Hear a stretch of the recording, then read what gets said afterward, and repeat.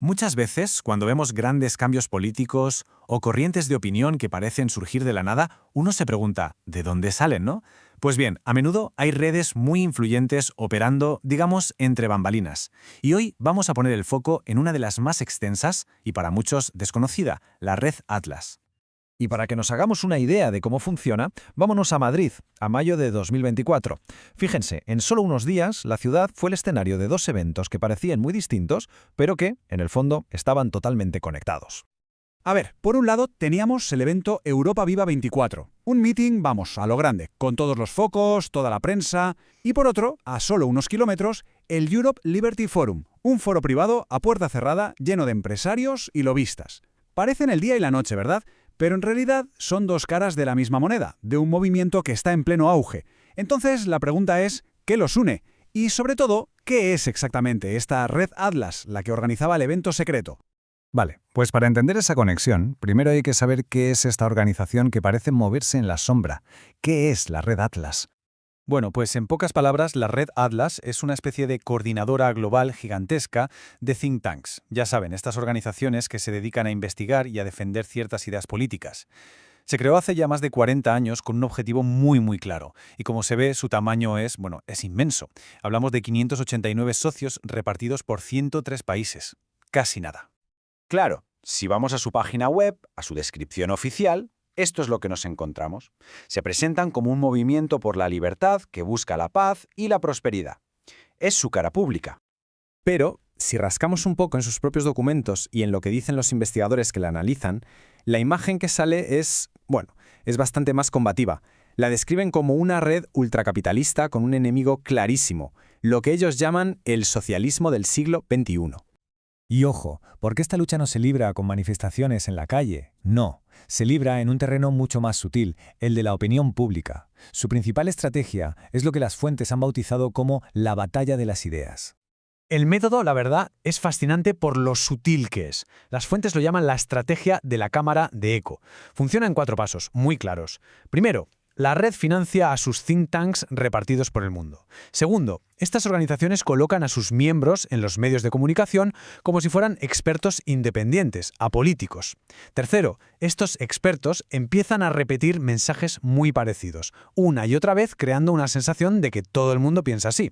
Y el paso final, este supuesto consenso acaba influyendo en la gente y en los políticos, haciendo que ciertas ideas que antes parecían radicales ahora parezcan de puro sentido común. Es, en esencia, una campaña perfectamente coordinada que se nos presenta como si fuera un debate espontáneo. Vale, ¿y de qué ideas estamos hablando? ¿Qué es lo que proponen? Pues según la investigación, el pack de medidas es muy coherente, da igual el país en el que operen. Recortes de impuestos, sobre todo a los más ricos, menos regulaciones para las empresas, recortes en el gasto público, una fuerte oposición a las políticas climáticas y privatizar servicios públicos. Claro, para mover toda esta maquinaria global hace falta dinero. Y no poco.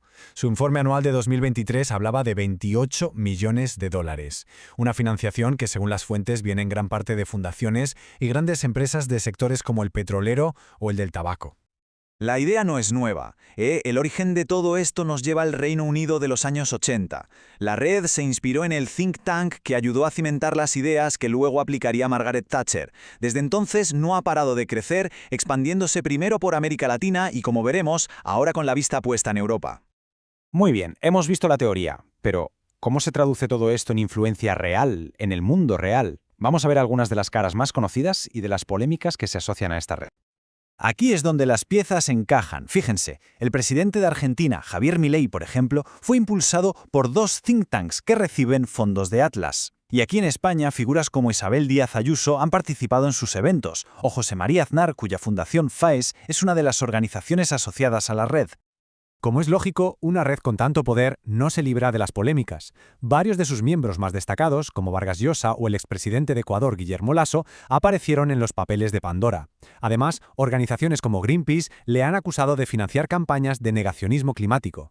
E incluso ha habido denuncias de políticos en México que afirman que la red intentó interferir en sus procesos democráticos. Y todo esto nos trae de vuelta al principio, a ese foro en Madrid. Porque ahora mismo la Red Atlas está poniendo toda la carne en el asador en Europa. Y aquí está la clave de todo. El clima político que se vive ahora en Europa, con este auge de partidos conservadores y de ultraderecha, es visto por la red como una oportunidad de oro. Una ventana perfecta para traer aquí su agenda de desregulación y para desafiar el modelo social y medioambiental de la Unión Europea. Si echamos un vistazo al reparto de sus socios, vemos que su gran bastión es Norteamérica. Pero su presencia en América Latina es muy potente. Y lo más importante, los análisis señalan que Europa es su nueva gran frontera, el lugar donde están creciendo más. El objetivo parece claro, replicar aquí la influencia que ya tienen en otras partes del mundo. Y no es un plan a futuro, ¿eh? Ya están trabajando a pleno rendimiento en Bruselas, en el corazón de la UE. Sus socios allí usan tácticas muy concretas. Por ejemplo, un think tank, llamado Epicenter, publica cada año un índice del estado niñera para ridiculizar a los países que regulan cosas como el alcohol o el tabaco. Otro, el Consumer Choice Center, se dedica a promover mensajes a favor de la gran agroindustria, llegando a calificar a los ecologistas de conspiranoicos para desacreditarlos. Esta frase de dos investigadores que han estudiado a fondo la red lo resume a la perfección. La escala de su ambición es mundial.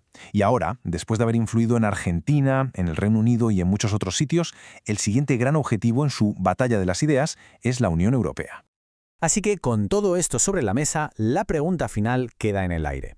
Con una red tan organizada, con tanta financiación y con una estrategia tan clara expandiendo su influencia, ¿qué futuro le espera al modelo social y medioambiental de Europa? Parece que se ha convertido en un campo de batalla clave para los próximos años.